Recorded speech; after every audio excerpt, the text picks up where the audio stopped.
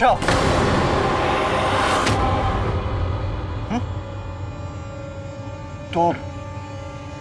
तो ये है तुम्हारे यहाँ आने का वास्तविक कारण? चोरी करने के उद्देश्य से आई हो ना?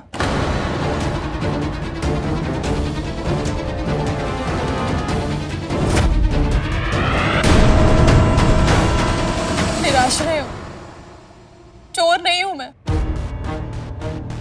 आपका कक्ष अव्यवस्थित था, वो देखकर ठीक करने लगी थी।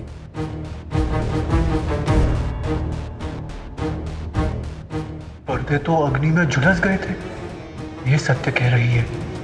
मुझे क्षमा कर दीजिए, मुझे पहले आपसे अनुमति ले लेनी चाहिए थी।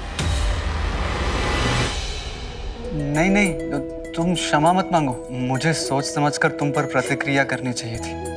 दोष मेरा है, अकारण ही तुमसे दुर्व्यवहार कर बैठा।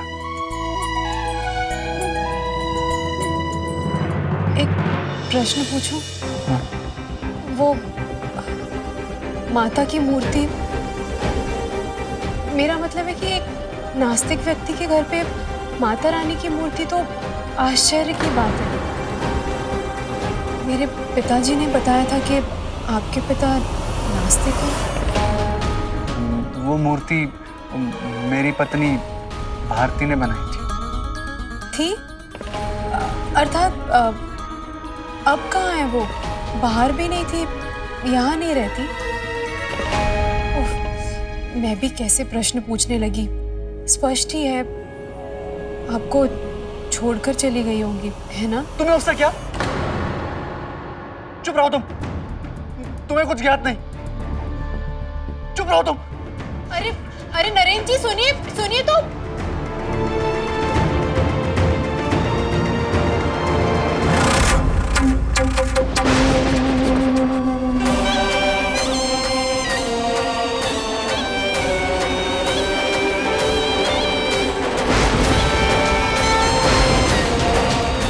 बेचारा आहत हो गया, पर मैं भी क्या करूं?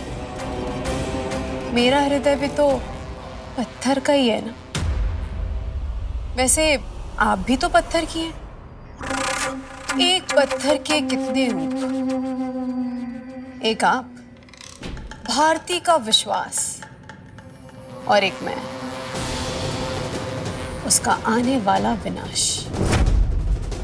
कहते हैं ना कि पत्थर से खींची लकीर कभी नहीं मिटती।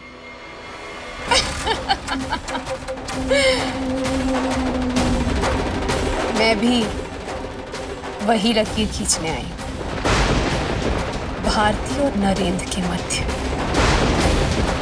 जिसे आपका चमत्कार भी मिटा नहीं पाएगा।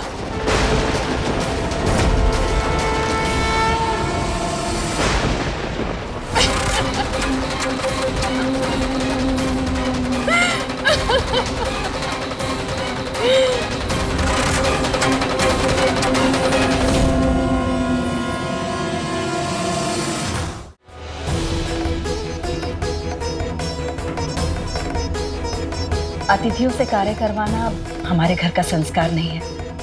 तुम आराम से बैठो और भोजन करो। अतिथि कहकर मुझे पराया मत बनाइए। इस घर में पुरुषों के भोजन के पश्चात ही स्त्रियां भोजन करती हैं, किंतु तुम अब भोजन कर सकती हो। नहीं, मुझे ज्ञात है कि आज ये उसके पश्चात भी भोजन नहीं करेंगे।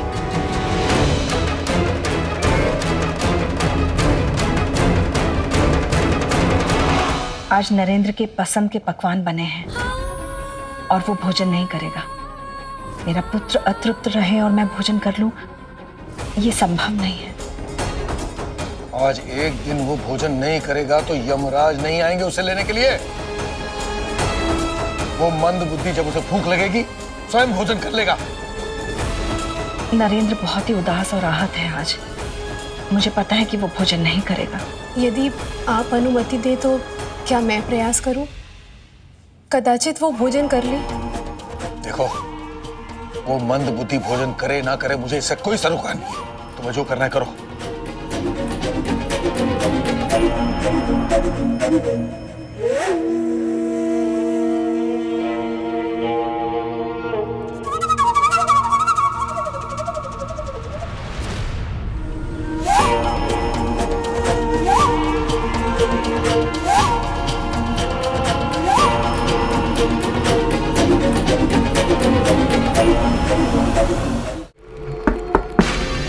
नरेन जी, नरेन जी, द्वार खोलिए, देखिए मैं भोजन लाई हूँ।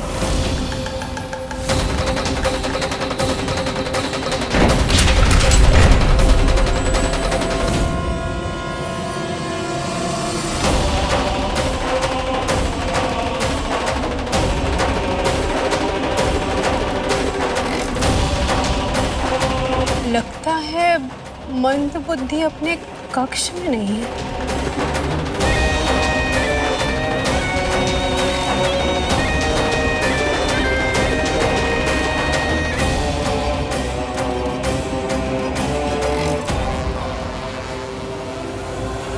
वाह नौलखा वाह, क्या बुद्धि पाई है तूने।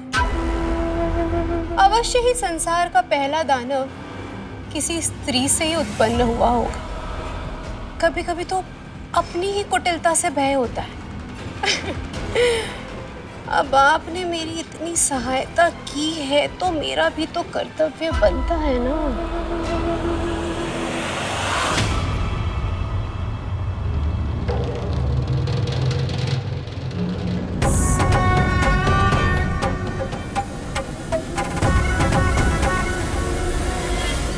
आप हाँ, मैं। तो ये है तुम्हारे यहां आने का वास्तविक उद्देश्य। सब स्पष्ट है मुझे।